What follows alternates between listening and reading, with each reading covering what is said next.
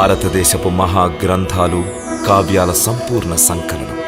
Subscribe చేయండి తిలక్.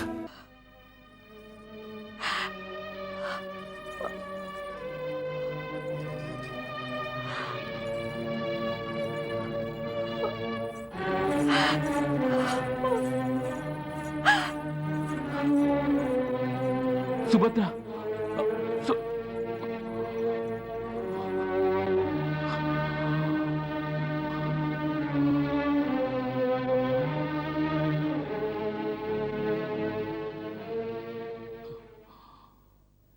ఆహా,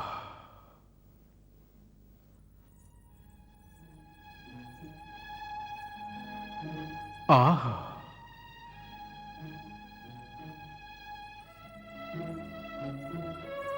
ఆహా.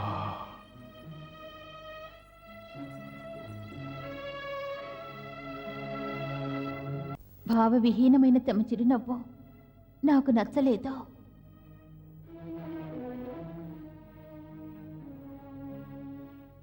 శిలా హృదయం తమది. ఇరువురు ప్రేమికుల జీవితాలలో ఇంతటి విపత్తు సంభవిస్తే తమకు వారి గురించి చింతయే లేదు. తమ ధ్యానంలో నిమగ్నులై ఆనందిస్తున్నారు. ఏ ప్రేమావతారా, దరిద్రపై ప్రేమికులకు ఎటువంటి గతి పట్టినది? వారిపై దృష్టి సారించండి. వారినే చూస్తున్నాను, అందుకే ఆహా అంటూ ఆనందిస్తున్నాను. ఎవరి బాధను చూసి తమరో ఆనందిస్తున్నారో? బాధలను చూసి కాదు దేవి, పూజలు చూసి. వారి ప్రేమ పూజలు చూస్తుంటే పరవశంగా ఉంది. ఎంతటి ఆదర్శ ప్రేమికులు వారు! ప్రణామం చెయ్యాలని ఉంది. విచిత్రంగా ఉంది ఈ లీలకు అర్థం. ఇది మా లీల కాదు దేవి, వారి ప్రేమ యొక్క పరాకాష్ఠ. ఎప్పుడైనా ఒక గొప్ప కార్యం సఫలీకృతం అయ్యే ముందు ఇటువంటి క్లిష్ట పరిస్థితి ఆవశ్యకం. అప్పుడు మానవుని పరాక్రమానికి, ధర్మానికి పరీక్ష సహజం. ఇది ప్రకృతి నియమం. ఆ పరీక్షా సమయంలో ఎవరు తమ ధర్మాన్ని వీడరో వారే శ్రేష్ఠ జీవులు. మాకందుకే నేడు మిక్కిలి సంతోషంగా ఉంది. అర్జునుడు, సుభద్రలిరువురు కూడా ఈ కఠిన పరీక్షా సమయంలో తమ ధర్మాన్ని వీడనందుకు.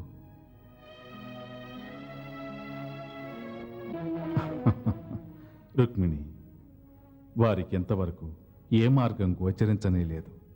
మనమే వారికి తెలియచేయాలి. మరో విషయం, రేపు అర్జునుడు ప్రయాణం అవుతున్నాడు. ఏమిటి, అర్జునుడు వెళుతున్నాడా? ఉండి మాత్రం చేసేదేముంది? నీవింకా చింత వదిలిపెట్టు. రేపటి వరకు ఏమీ జరగదు. నువ్వు వెళ్ళి విశ్రాంతి తీసుకో. మిగతా విషయాలు రేపు ఉదయం మాట్లాడుకుందాం.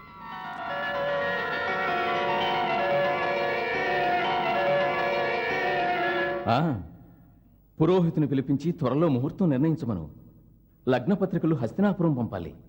ఇంకా మిగతా తతంగం చూడాలి కదా.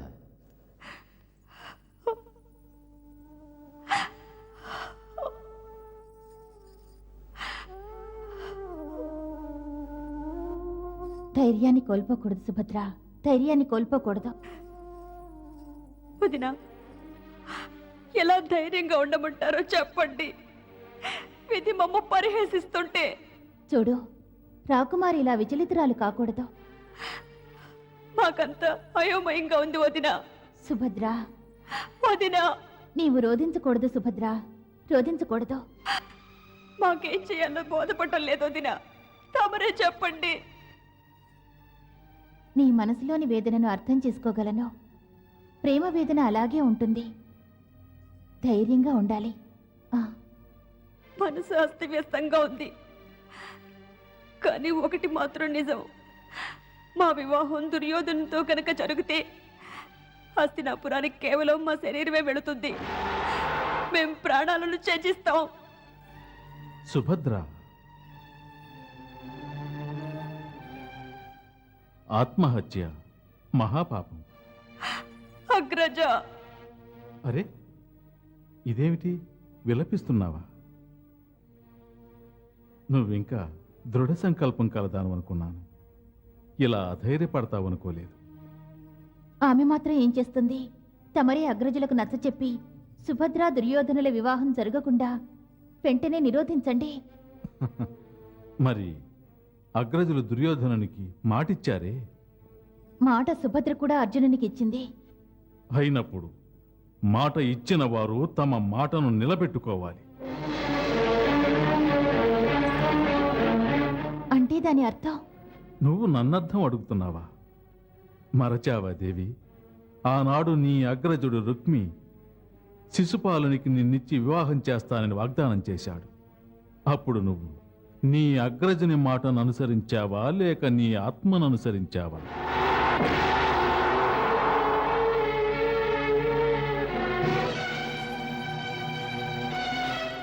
కృష్ణయ్య, తమరు మమ్ము రమ్మని కబురు చేశారట. అవును. ఎందుకు? నిన్ను ఒక మాట అడగాలి. మరి ఈ పరిస్థితిలో ఏం చేయాలనుకుంటున్నావు? మేమేం చేయగలం? వెళ్ళడానికి ముందు శుభాకాంక్షలు తెలియజేయగలం. ఈ వివాహం అందరికీ ఇష్టమేగా. హహ. చూశారా, ఈతడొక పరమ వీర క్షత్రియ యోధుడు. ఇప్పుడు రణరంగంలో విజృంభించవలసిన సమయంలో పిరికివాని వలె వెన్నిచ్చి పారిపోజూస్తున్నాడు. మరి ఇది రణభూమి కాదు కదా. అసలు రణభూమి అంటే ఏమిటి పార్థ? జీవితమే ఒక నిరంతర రణభూమి. ఇందులో ప్రతి క్షణము ధర్మం, వీరత్వాల గురించి తెలుసుకోవలసి ఉంటుంది. నీవిప్పుడు నీ ప్రేమ అనే ఈ రణభూమిలో నిలబడి ఉన్నావు. ఇప్పుడు మరొకరి హస్తాలు నీ ప్రియురాలిని అందుకోవడానికి వస్తున్నాయి. నువ్వు ఆమెను రక్షిస్తావా, లేక నీ పిరికితనంతో నువ్వు ఆమెను మరొకరి హస్తగతం చేస్తావా? తమరే చెప్పండి, ఈ పరిస్థితిలో మేము ఏం చెయ్యాలో? ఇటు చూస్తే సుభద్ర, మేము ప్రేమికులం. అటు చూస్తే మా సఖులు, వారి అగ్రజులు. ఎప్పుడైతే సుభద్ర వివాహం దుర్యోధనంతో నిశ్చయించారో అప్పుడే మేమిరువురం వివసులమైనాము. మరచిపోతున్నావు అర్జున, ఈ నిర్ణయం మా అగ్రజుల వారిది. మాకెలాంటి ప్రమేయం లేదు. మరి తమ అగ్రజులు ఈ విషయాన్ని వివరిస్తుంటే తమరెందుకు వారిని వారించలేదు? వారికి వివరించాల్సింది. ఈ వివాహం తమకేమాత్రం ఇష్టం లేదని. అర్జున, మేము వారి యొక్క అనుజులం. మేమెన్నడూ వారి ఆజ్ఞలను వ్యతిరేకించజాలం. అంటే దీని అర్థం వారు తమకు ఏ ఆదేశాలు ఇచ్చినా శిరసా వహించాల్సిందనేగా? సందేహమేముంది?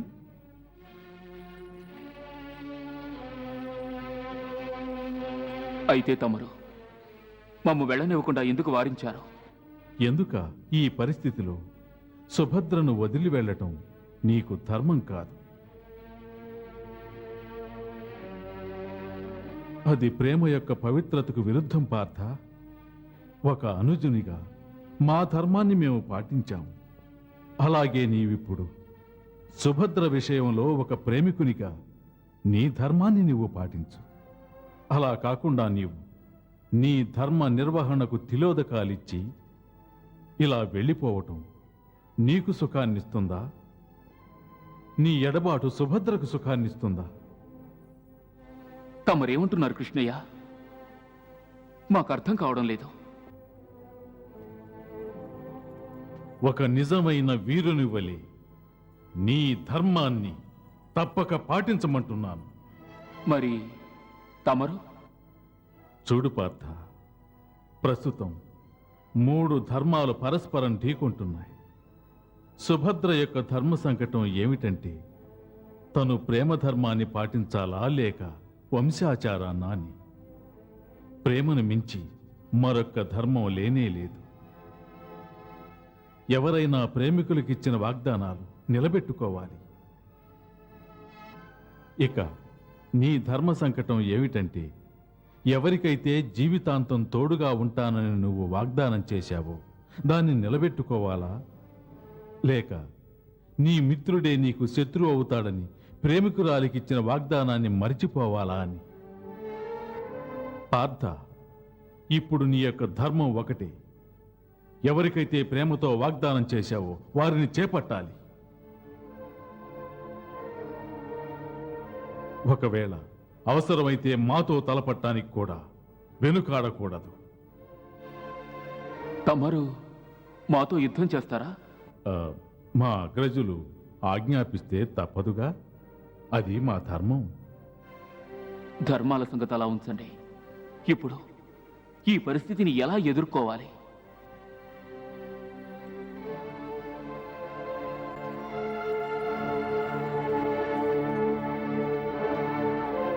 నిజంగా మీ ఇరువురి ప్రేమే నిజమైతే రుక్మిణి మీకు మార్గం చూపిస్తుంది. ఇటువంటి పరిస్థితులు ఆమెకు శుభోదకమే. అయితే ఒకే ఒక విషయం, మీ సంకల్పం దృఢమైనప్పుడు, మీ ప్రేమ నిజమైనప్పుడు అప్పుడు ఎవ్వరూ మీకు అడ్డు నిలవలేరు. ఏ శక్తి మేము వేరు చేయలేదు.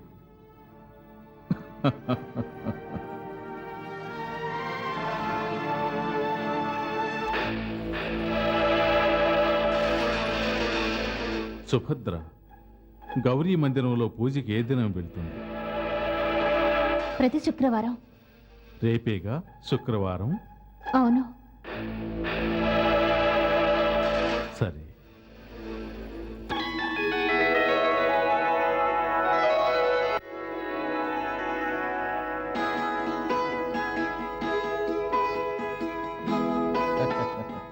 కృష్ణయ్య, మన మురిపాల సోదరి వివాహం ఎంత బ్రహ్మాండంగా జరగాలంటే దీంతో ఈ లోకమంతా మన ఘనకీర్తిని కొనియాడాలి.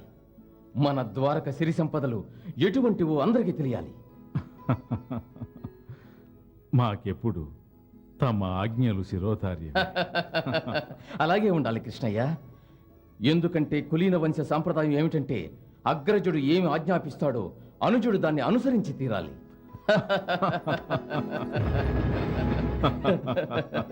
ప్రణామం అగ్రజ.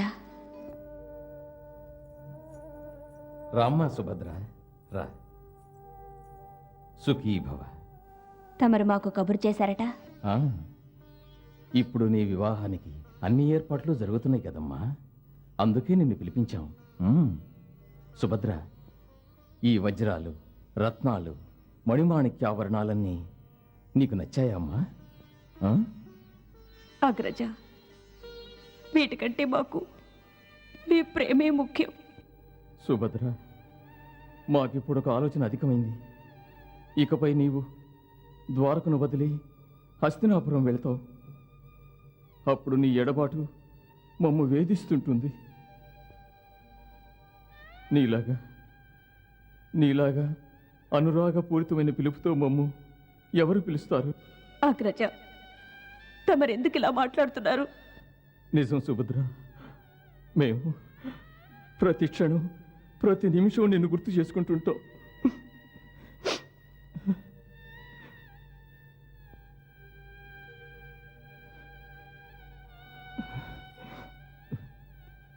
సుభద్ర, ఎప్పుడైనా కోపంతో నిన్ను నిందించుండుంటే మమ్ము క్షమించమ్మా.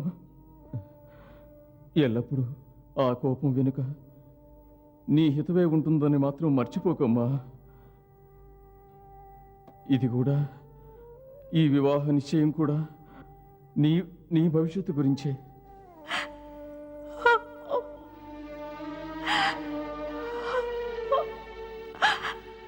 అరే, ఇదేమిటి? మా ముద్దుల సోదరికి కన్నీళ్ళ? అగ్రజ, మేం గౌరీ పూజ కోసం మాత మందిరానికి వెళుతున్నాం.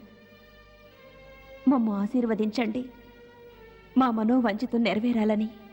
అవశ్యం నెరవేరుతుంది. నీ మనసులో ఉన్న కోరిక ఎటువంటిదైనా సరే మాత నీకు ప్రసాదించుగాక.